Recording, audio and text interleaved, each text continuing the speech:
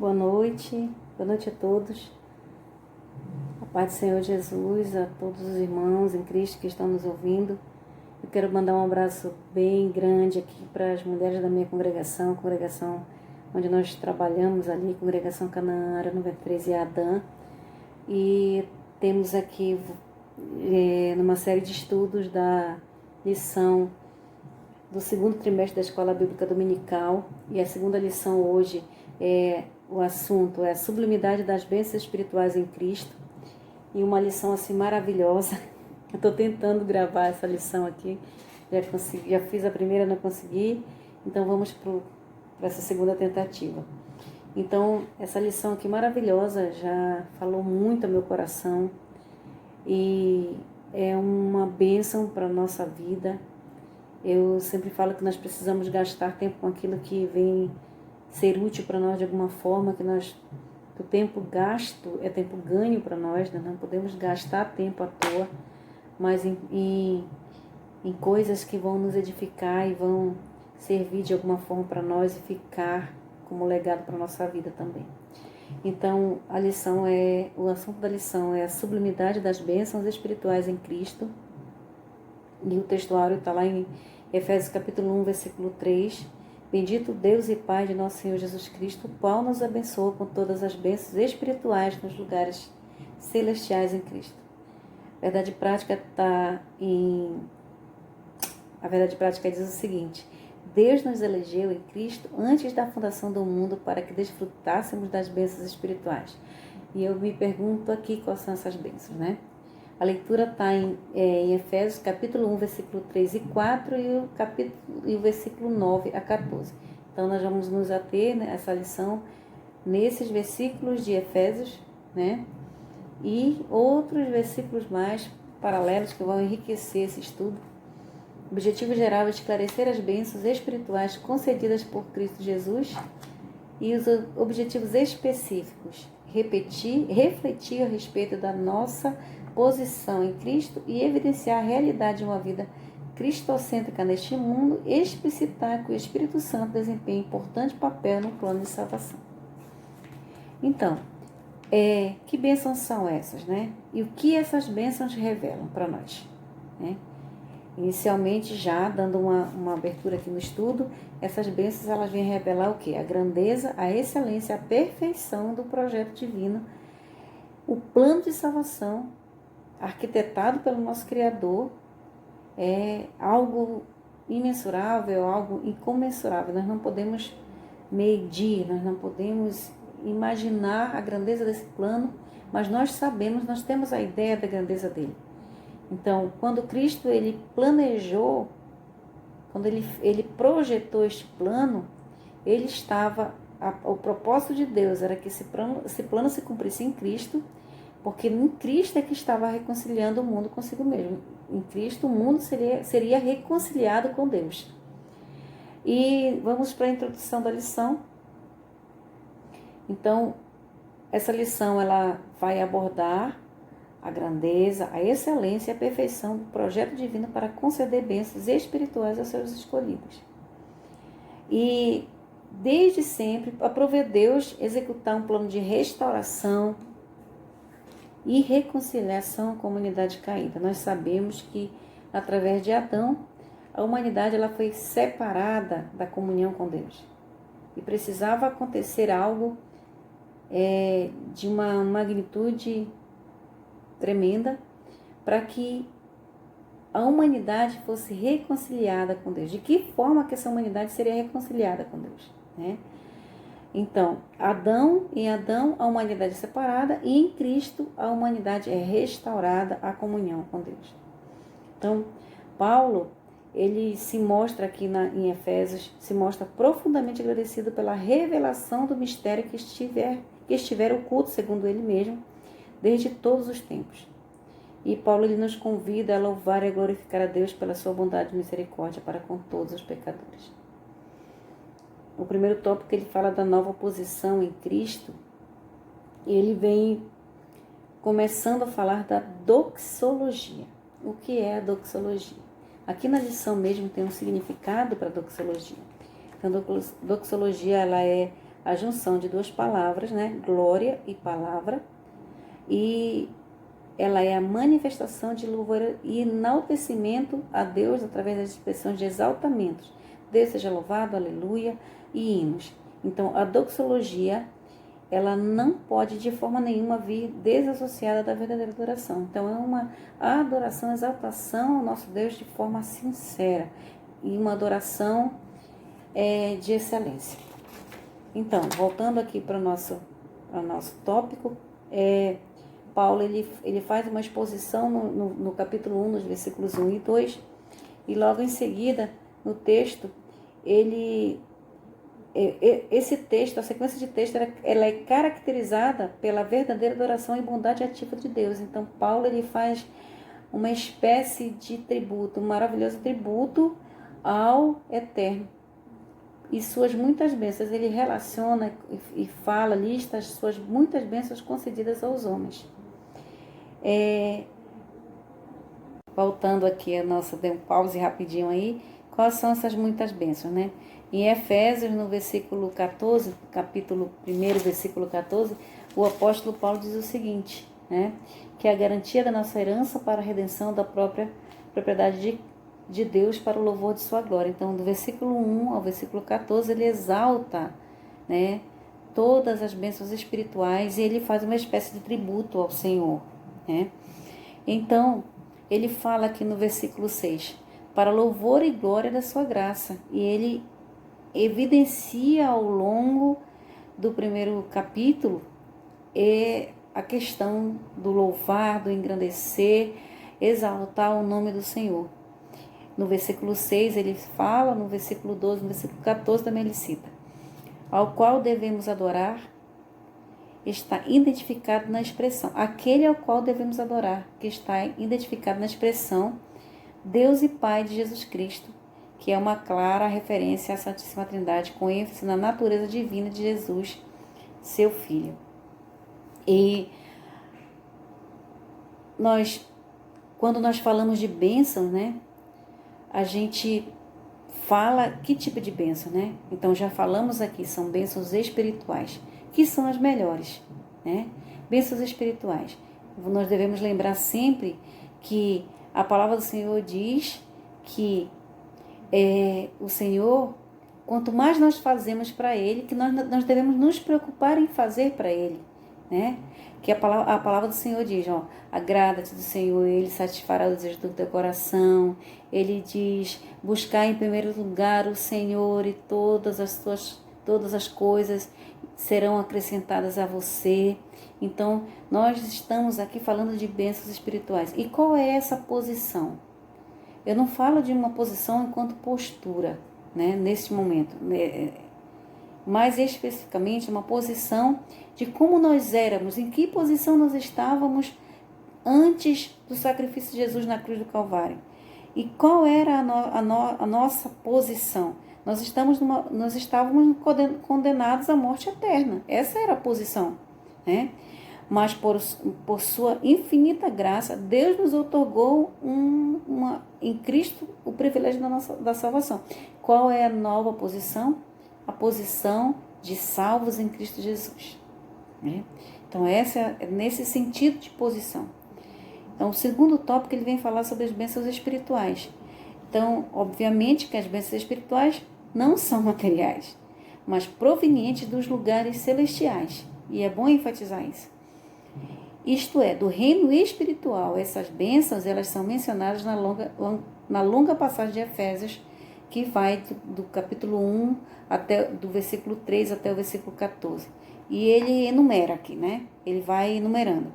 Deus nos elegeu para sermos santos, está lá no versículo 4. Então, olha só o que diz aqui. Porquanto Deus nos escolheu nele antes da criação do mundo para sermos santos, irrepreensíveis em sua presença. E o versículo 5, ele nos predestinou para sermos filhos, tá? E o seu amor nos predestinou para sermos adotados como filhos. Por intermédio de quem? Jesus Cristo. O 6, nos fez agradáveis para si, para o louvor de sua gloriosa graça, o qual nos otorgou gratuitamente no amado. O 7, remiu-nos por meio do sangue de Cristo, Nele temos a redenção, o perdão dos nossos pecados pelo sangue, segundo as riquezas da graça de Deus. E acolheu-nos por sua vontade redentora, que vai do 8 até o 12, né? Fez-nos derramar sobre nós com toda... o que ele fez derramar sobre nós com toda sabedoria e entendimento. Nos revelou o mistério da sua própria vontade, de acordo com seu bom propósito que ele estabeleceu em Cristo. E ele vai lá para frente. Isto é, de fazer convergir em Cristo tudo quanto existe. Todos os elementos que estão no céu, como os que estão na terra, na dispensação da plenitude dos tempos. E o 11 que diz, nele fomos também escolhidos, tendo sido predestinados conforme o plano daquele que cria absolutamente tudo de acordo com o propósito da sua própria vontade. E o 13, o 12, com o objetivo de que nós, os que primeiros esperamos em Cristo, sejamos para o louvor da sua glória. Nele, aí o versículo 13, revelou-nos a palavra da verdade. Nele, igualmente, vós tendo ouvido a palavra da verdade, o evangelho da vossa salvação. E nele também, crido, o que ele fez, nos selou com o Espírito Santo da promessa. E ainda garantiu a validade da promessa no versículo 14, que é a garantia da nossa herança para a redenção da propriedade de Deus. Então, essas bênçãos, elas vêm de Deus, elas provêm de Deus. E foi Deus que planejou a redenção do Filho que realizou. Então, vamos lá na sequência. As bênçãos provêm de Deus que planejou a redenção, do Filho que a realizou e do Espírito Santo que a garante. Essas bênçãos nos conduzem a exclamar como Paulo, bendito seja o nome do nosso Deus. Amém, igreja? A nova condição. Nós estávamos falando, né? Nós estávamos em uma condição e agora nós estamos numa nova condição. A expressão que Paulo fala em Cristo significa que somos abençoados com toda a bênção espiritual a partir da sua pessoa e obra realizada no Calvário. Está lá em João capítulo 1, versículo 3, sem ele nada do que existe teria sido feito, né? Sem Jesus. E Hebreus capítulo 5, versículo 9, que diz Jesus, fala de Jesus como fonte de eterna salvação. E o versículo 9 e 12 também que diz que Jesus, pelo seu próprio sangue, entrou no Santo dos Santos uma vez por todas, quer dizer, ele entrou como sacrifício, Cordeiro Santo, sacrificado para a redenção, para que uma única vez houvesse mais uma vez esse sacrifício. Continuando aqui. Relaciona-se ainda com a nossa experiência de conversão a Ele. Essa nova, lá em 2 Coríntios, capítulo 5, versículo 17. Se alguém está em Cristo, nova criatura é. Se alguém está em Cristo, deixou de ser a velha criatura. E isso somente em Cristo Jesus. E nós não podemos mudar isso. É dessa forma. Né? Essa nova vida ela é conferida somente para quem está em Cristo. Isto é, oposto da vida antiga em Adão, escravizada pelo pecado, conforme Romanos capítulo 5, versículo 11 a 15. Né?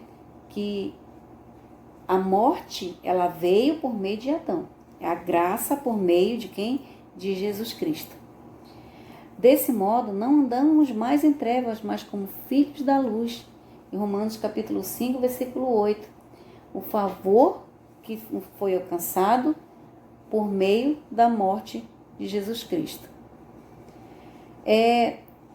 O segundo tópico, ele vem falar sobre uma vida cristocêntrica neste mundo. Quando fala de cristocêntrica, está falando de Cristo como centro da nossa vida. Então, embora o pecado ele tenha adentrado no mundo através de Adão, Deus projetou a primazia de Cristo na remissão dos pecados e na restauração de todas as coisas para o louvor de sua glória. O primeiro subtópico, ele diz a revelação do mistério. Então, o versículo 1, 9, ele fala, o capítulo 1, versículo 9, e ele faz essa evidência aqui. E nos revelou o mistério da sua própria vontade de acordo com o seu bom propósito que ele estabeleceu em Cristo. E sinaliza a revelação da verdade que estava oculta aos santos de Deus, lá em Colossenses capítulo 1, versículo 26, que ele, mais uma vez, enfatiza que do mistério oculto que foi revelado. Mais adiante, então, que verdade é essa? O que essa verdade diz? Ela vem falar a respeito dos decretos, aos decretos eternos que Deus planejara por sua soberana vontade, com o propósito de salvar os pecadores. Lá em João, que nós conhecemos muito esse versículo, João capítulo 3, versículo 16, né? Quem não sabe esse versículo, né? Pois Jesus amou o mundo de tal maneira que se deu por ele. João capítulo 3, versículo 16. Para que todo aquele que nele crê não pereça, mas tenha vida eterna. E essa vontade divina, ela é revelada segundo o seu beneplácito, diz a nossa lição aqui. Isto é, de acordo com o que lhe agrada fazer, por amor e misericórdia. Lá em Romanos capítulo 9, versículo 15, diz que Jesus diz, a palavra do Senhor nos diz, terei misericórdia daquele que eu quiser ter. Deus, ele é maravilhoso, porque por mais que sejamos pecadores, ele diz, olha, não importa a tua origem, não importa o teu erro, não importa a tua falha, ele quer um coração entregue, um coração arrependido, ele quer uma rendição total. E ele diz, a esse que se rende a mim, eu terei misericórdia. Isso é prova do amor de Deus por nós. E no versículo, Romanos capítulo 11, versículo 32,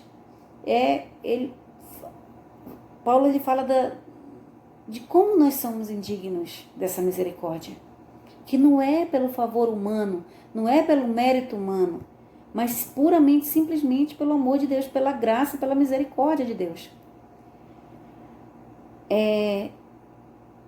A sua vontade foi executada conforme o seu desígnio por intermédio de Cristo, para que o Filho em tudo tivesse a preeminência. Colossenses capítulo 1, versículo 16 a 20, ele vem falar resumidamente aqui que todas as coisas foram criadas por ele e para ele. Glória ao nome do Senhor Jesus. Então, a honra é do Senhor, o louvor é dele, a glória é dele. E nós, como seres humanos, que fomos alcançados pelo Senhor, nós devemos honrar, glorificar, exaltar, porque todo o poder pertence a Ele, todo o universo está sob o seu domínio. Vamos dando continuidade, segundo tópico o segundo subtópico do segundo tópico, diz o seguinte, Paulo revela que o plano, ele vem falar da plenitude dos tempos. Qual é essa plenitude dos tempos? Paulo ele revela que o plano divino é fazer convergir em Cristo todas as coisas. Versículo 10, ele diz o seguinte do capítulo 1. Isto é, de fazer convergir, Então, vai se fechando aqui, cada vez mais. Em Cristo, tudo quanto existe, todos os elementos que estão no céu como os que estão na terra, na dispensação da plenitude dos tempos. Então, vai chegar um momento que tudo isso vai estar em perfeita harmonia. E vai chegar a um tempo, a plenitude dos tempos, que tudo será concretizado, que todo esse plano será concretizado. De fato, na sua plenitude. Isto inclui tudo que foi criado por Cristo, para Cristo e o que subsiste em Cristo. Lá em João capítulo 1, versículo... João capítulo 1, versículo 1 a 3. O que é que nós podemos ver ali? Então eu vou abrir aqui a palavra do Senhor para ver o que diz aqui nesta palavra para nós, faço questão de ler. Ele vai falar, muito conhecido, mas é sempre bom a gente trazer essa memória para nós. No princípio era a palavra, e a palavra estava com Deus, e a palavra era Deus. Ele e a palavra estavam no princípio Deus, todas as coisas foram feitas através dele, e sem ele nada do que existe teria sido feito. E aí, continuando aqui. Hebreus capítulo 1, versículo 2 e 3. Deus fala através de Jesus o resplendor da sua glória. Isso significa o quê? Fazendo enfatizando o que está escrito, né? No versículo 10 de Efésios capítulo 1, João capítulo 1, versículo 1 a 3, aqui também em Hebreus capítulo 1, versículo 2 e 3. Implica dizer que todo o universo, os céus e terra estarão submissos à autoridade e soberania de Cristo. Está lá em Romanos 14. Romanos 14, versículo 11. Então, faço questão de ler Romanos, porque Paulo faz aqui é muito forte aqui, né? Nós precisamos entender e por mais que tudo conspire, né? Que o sistema atual, né? Conspire contra, não podemos, isso não pode ser desconsiderado, porque está escrito, e a igreja ela precisa crer no que está escrito. Então, Romanos capítulo 14, o versículo 11, diz o seguinte: porquanto está escrito, por mim mesmo jurei, diz o Senhor, diante de mim todo joelho se dobrará e toda língua confessará que eu sou Deus. Deste modo, cada um de nós prestará contas de si mesmo a Deus. Então, em algum determinado momento, né, todos se dobrarão e reconhecerão a soberania de Deus. E 2 Coríntios capítulo 10, versículo 5, né, eu também quero fazer referência, que diz o seguinte, 2 Coríntios, capítulo 10, versículo 5, diz o seguinte, faço questão de ler, só para deixar bem claro, 2 Coríntios, capítulo 10, versículo 5. Então, vamos lá. Diz o seguinte: destruímos vãs filosofias e a arrogância que tentam levar as pessoas para longe do conhecimento de Deus, e dominamos todo o pensamento carnal para torná-lo obediente a Cristo. E essa obediência a Cristo não é uma obediência que se coloca na sociedade como algo a respeito de alienação, um pensamento alienado, uma visão alienada. Não se trata disso. Se trata de uma obediência em amor, do reconhecimento dos preceitos de Deus para a nossa vida e a obediência em amor. Nesse sentido, a ruptura, que foi a separação da humanidade de Deus, ela foi provocada pelo pecado, de Adão, ela vem ser restaurada completamente em Cristo Jesus. E é uma declaração, essa declaração ela não tem uma conotação universalista, né? A ideia de que no fim todos serão salvos, mas que finalmente tudo será como Deus planejou. Cristo é a cabeça da igreja e do universo. Então está lá em Efésios, vamos voltar para lá. Eu gostaria também de ler esse versículo, porque é bem forte o que diz aqui. Capítulo 1, versículo 21 e 23. Olha só o que diz aqui. Esse mesmo poder, esse mesmo poder que agiu em Cristo, ressuscitando dos mortos e entronizando-o à sua direita nas regiões celestiais, muito acima de toda potestade e autoridade, poder e domínio, e de todo nome que possa ser pronunciado, não somente desta era, mas da mesma forma na que há de vir. Também sujeitou tudo que existe debaixo dos seus pés, presta atenção, e o designou cabeça sobre absolutamente tudo que há, e o concedeu à igreja. Então, Nós estamos falando aqui de poder, de autoridade, de domínio sobre todas as coisas. E o 22, ele é bem claro. Ele diz que também sujeitou tudo que existe debaixo dos seus pés e o designou cabeça sobre absolutamente tudo o que há e o concedeu à igreja, que é o seu corpo, a plenitude daquele que satisfaz tudo quanto existe em toda e qualquer circunstância. Ficou claro? Né?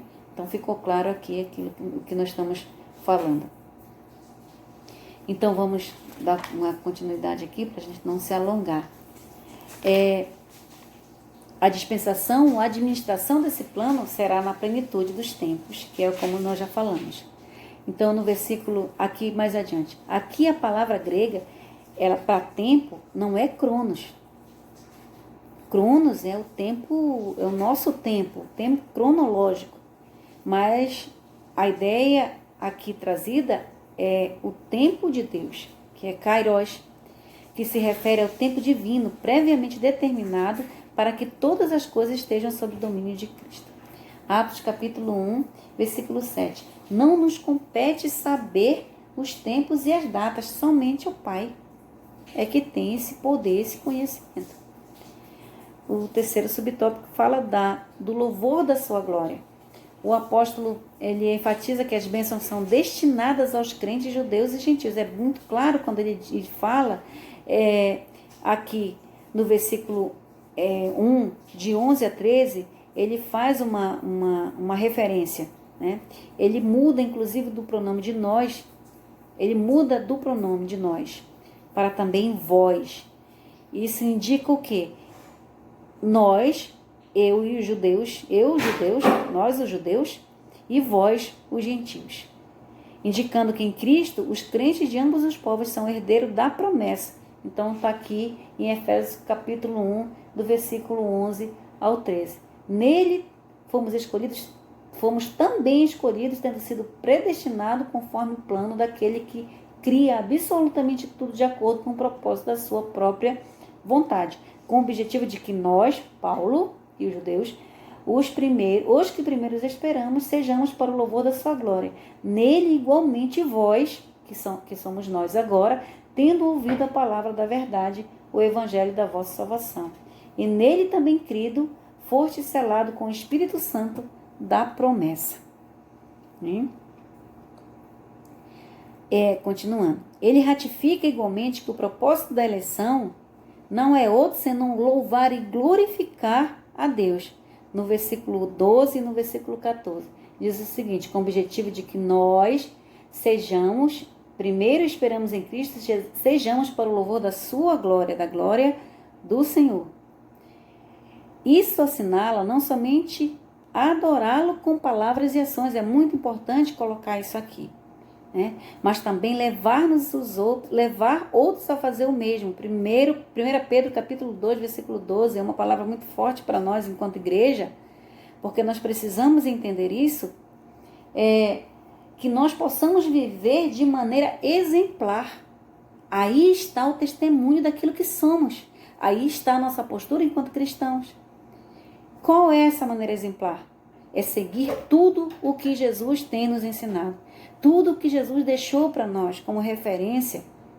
Então, leia na sua palavra esse versículo de 1 Pedro para ficar na cabeceira da nossa mesa, querido, da nossa cama, da nossa geladeira, para nós visualizarmos, para nós assimilarmos e darmos testemunha de que nós somos em todo e qualquer lugar que formos, porque nós somos a igreja.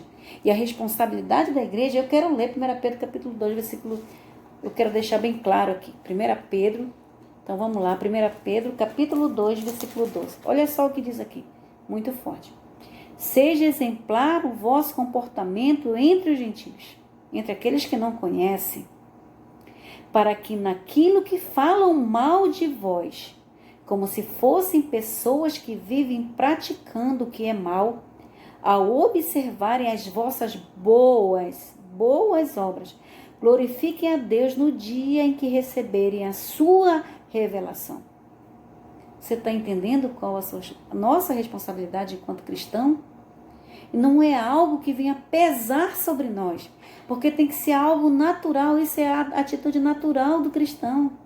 Ele ser parecido com Deus. É aí que eu admiro Paulo pela sua ousadia, e eu quero também trazer isso para a minha vida, queridos. Porque Paulo, quando ele ousa dizer, sejam meus imitadores como eu sou de Cristo, ele estava tentando de todas as formas acertar, parecer com Jesus. E nós precisamos trazer esse sentimento no nosso coração também, porque nós precisamos parecer com Jesus. As nossas atitudes precisam parecer com as atitudes de Jesus, para que nós possamos agradar a Ele, ao Senhor. E nós possamos dar testemunho aqui nesta terra daquilo que somos. E a palavra ainda indo além. Por conseguinte, tudo que somos, fazemos ou possuímos vem de Deus, pois começa na sua vontade e culmina na sua glória. Lá em Atos capítulo 17, só fazendo um resuminho aqui desse versículo, nele vivemos, nos movemos e existimos. Oh, glória! Glória ao nome do Senhor. Isso é algo tremendo para a nossa vida, né? Muito tremendo. Eu estou sendo aqui muito edificada com essa palavra, queridos. É a segunda vez que eu estou dando essa lição e para tentar postar aqui no YouTube. E já recebi 2 vezes essa lição para a minha vida. E dando continuidade, vamos lá. O último tópico, ele vem falar sobre o Espírito Santo, penhor da nossa herança. Então, o Espírito Santo, ele desempenha um papel muito importante no plano de salvação idealizado por Deus. Primeiro, vamos falar sobre o selo do Espírito Santo. Aquele que ouve a palavra de Deus, o evangelho da salvação, e que por meio da fé se rende a Cristo, recebe o selo do Espírito Santo. No momento da conversão, lá em Tito capítulo 3, versículos 5 a 7, ele vem falar: ele nos salvou pelo lavar regenerado do Espírito Santo. Pelo lavar regenerador, restaurador, renovador do Espírito Santo. Então, lá naquele momento, naquela época, naquele contexto ali, para que o selo era usado? Né? O selo era usado como sinal de propriedade e posse pessoal. Então, eu tenho algo, e esse algo, para eu demonstrar que pertence a mim, que eu sou proprietária desse objeto ou de algo, né, que está sobre a minha propriedade, esse recebe um selo pessoal que indica que pertence a mim. Então, da mesma forma, o Senhor, ele ao conceder o Espírito Santo ao crente, ele está identificando todos os que pertencem a Cristo, pois o Espírito testifica daqueles que são filhos de Deus. Está lá em Romanos capítulo 8, versículo 9, que diz o seguinte, né? Filhos de Deus sobre o domínio, os filhos de Deus, estão sobre o domínio do Espírito Santo, né? E mais adiante, que eu acho lindo, eu quero ler na íntegra esse versículo de 1 João, capítulo 5, versículo 18. Faço questão de ler porque é muito lindo. E nesse momento, mais do que nunca, nós devemos mesmo nos apossar dessa palavra e viver ela na sua integralidade, né? E não é a pastora França que está falando porque ela quer falar uma coisa bonita, ou para vocês, ou para as pessoas possam se acalmar o seu coração. É a palavra que diz, então nós não temos para onde correr. É a palavra que está dizendo. A palavra diz em 1 João capítulo 5, versículo 18, faço questão de ler esse versículo integral. Ora, sabemos que todo aquele que é nascido de Deus, presta atenção porque essa palavra é para nós, todo aquilo que é nascido de Deus não é escravo do pecado, não é mais escravo do pecado. Antes, aquele que nasceu de Deus o protege, nos guarda, nos protege. E não permite, preste bem atenção, e não permite que o maligno o possa tocar. Você está guardado pelo Senhor. Nós estamos guardados pelo Senhor, queridos.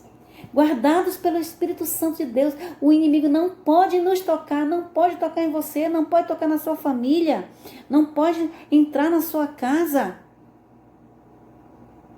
Então nós temos que ter essa palavra, propriedade nesta palavra, para colocar em prática dentro da nossa casa, na nossa vida espiritual, em relação aos nossos filhos, a nossa família. Precisamos viver essa palavra na sua integralidade, queridos. Assim a terceira pessoa da Santíssima Trindade, que é o Espírito Santo de Deus, tem um papel fundamental de regenerar, purificar e santificar o pecador. Está lá em 1 Coríntios capítulo 6, versículo 11. Porque nós somos lavados, santificados, justificados no nome de Jesus Cristo e no Espírito Santo. Oh, glória ao nome do Senhor Jesus. Então, é Ele quem convence o ser humano do pecado, da justiça e do juízo. João capítulo 16, versículo 7 e versículo 8, também ele vem dizer que o Espírito, o conselheiro que convence o mundo do pecado, ele foi nos deixado. Jesus, quando ele subiu aos céus, né? Na ascensão de Jesus, ele disse: eu vou, mas eu deixo o Consolador. Não vos deixarei só. Não vos deixarei órfãos. O Senhor diz à igreja, aquela igreja que estava ali representada, ali naquele momento, naquele contexto, naquela época. E o Espírito Santo é Ele quem convence o ser humano, o homem do pecado, da justiça e do juízo. João capítulo 16, versículo 7 e o versículo 8, ele vem dizer exatamente isso. E que também produz no crente o verdadeiro relacionamento com Deus por meio do fruto do Espírito. Aí nós já sabemos quais são os frutos que o crente precisa, o cristão precisa ter. Precisa viver, né? Amor, alegria, paz, paciência, amabilidade, bondade, fidelidade, mansidão, domínio próprio. Precisa testemunhar de quem nós somos e viver os frutos do Espírito. Quem tem o Espírito, obviamente, também vai ser produzido nele o fruto do Espírito. O penhor da nossa herança, né? Outro ponto aqui do segundo tópico.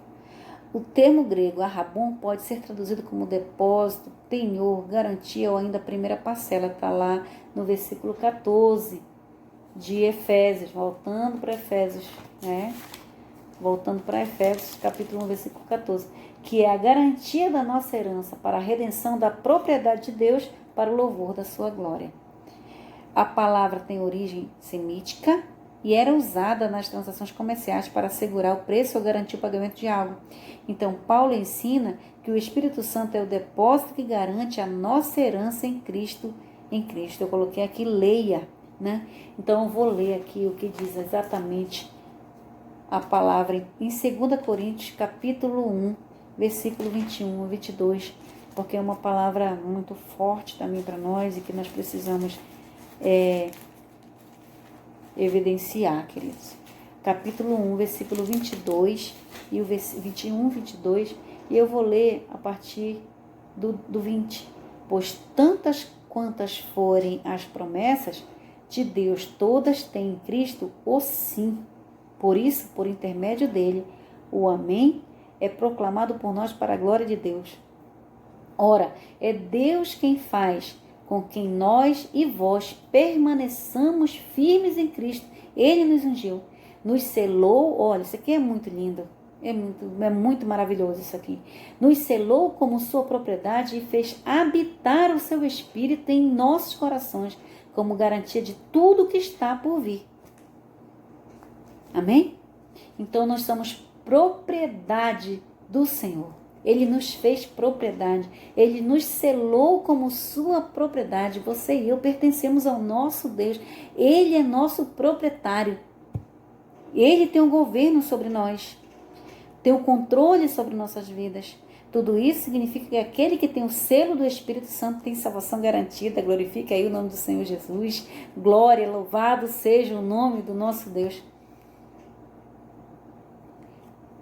Isso não quer dizer que o crente está salvo para sempre. Então nós precisamos aí ter um cuidado com a nossa vida espiritual, queridos. Porque muitos dizem por aí que não, né? Mas nós precisamos guardar esta palavra no nosso coração para que nós não venhamos pecar contra Deus, não venhamos ofender a Deus. Independente para sempre, isso não quer dizer que o crente esteja salvo para sempre, independente da sua conduta, mas que a redenção está validada aos eleitos em Cristo que permanecem fiéis. E eu faço questão de ler isso aqui, porque isso não é coisa da minha cabeça. Isso está aqui, escrito na palavra, em Mateus capítulo 24, versículo 13. Você pode também ler aí, tá bom? Mas eu acho muito importante ler esse versículo, porque ele vem falar exatamente sobre a importância de nós guardarmos, né, no nosso coração a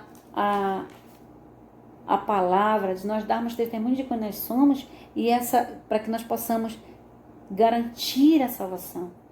E por causa da multiplicação da maldade, a palavra diz, o amor da maioria das pessoas se esfriará.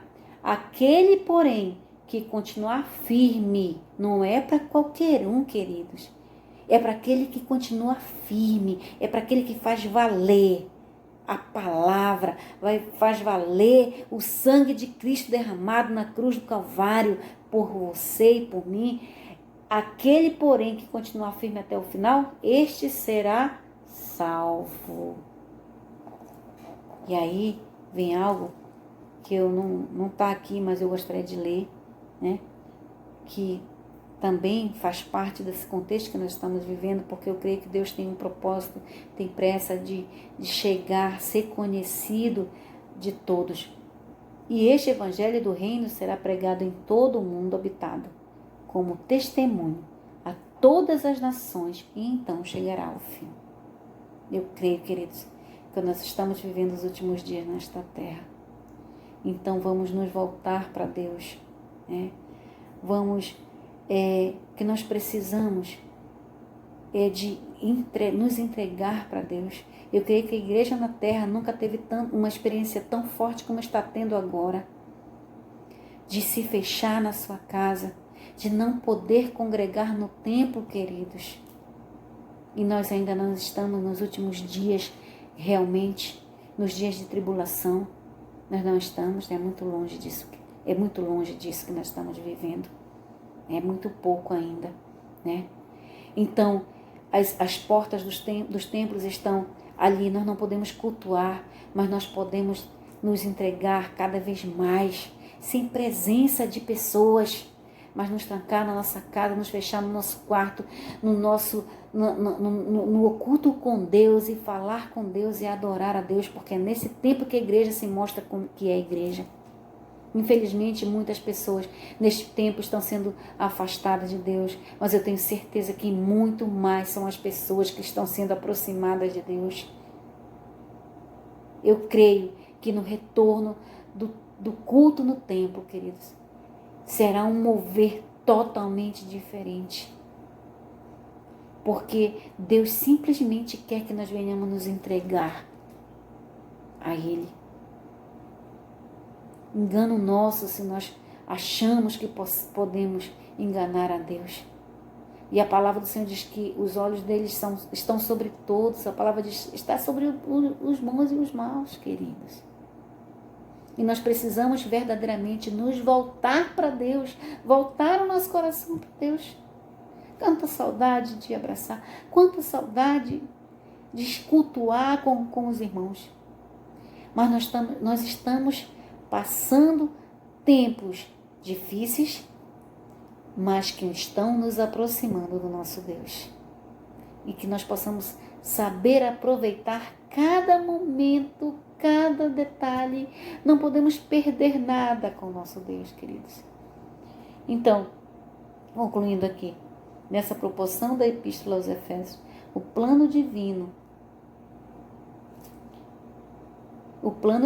revelado resulta na reconciliação do ser humano com Deus por meio de Cristo e na restauração de todas as coisas visíveis e invisíveis. Ambos os propósitos devem redundar em louvor e glória ao Deus eterno. Redundar, abundar, superabundar em louvor e glória ao nosso Deus eterno. Na plenitude dos tempos, todo o desígnio divino se estará plenamente executado. Amém? Então, essa é a lição de hoje. Como eu falei, é a segunda vez que eu estou dando essa lição aqui, tentando postar. E Deus falou tremendamente comigo, meus irmãos. Eu quero fazer uma oração por você. Amém? Possamos confiar cada vez mais no Senhor. Senhor, aqui está. Aqui estamos nós, Senhor. Eu não sei a quantas pessoas essa mensagem vai chegar.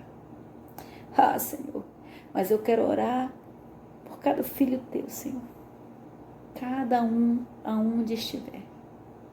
Que essa palavra ela venha alcançar verdadeiramente o coração, Senhor, de cada um. Senhor, que o teu Espírito possa testificar essa palavra no coração daqueles que ouvirem, daqueles que pararem, gastarem o seu tempo precioso em algo útil, Senhor. Deus, que essa palavra ela venha alcançar o coração dos teus filhos, Senhor. E eu quero te pedir que, através da tua palavra, Senhor, essa casa, essa vida seja abençoada. Esse local, esse aconchego do lar, seja um lugar, Senhor Jesus, de paz, Senhor Jesus, da tua paz, Senhor. Onde a tua verdade é falada, é pregada, é vivida. Onde o teu testemunho é dado. Testemunho daquilo que somos é dado, Senhor. Abre portas, não deixa faltar alimento, não deixa faltar o pão de cada dia. Mas, sobretudo, não deixa faltar a tua presença e entrega no meio deles, no meio de todos, no meio de nós. Em nome do Pai, do Filho e do Espírito Santo, Deus abençoe meus irmãos em Cristo Jesus e glorificado seja o nome do nosso Deus.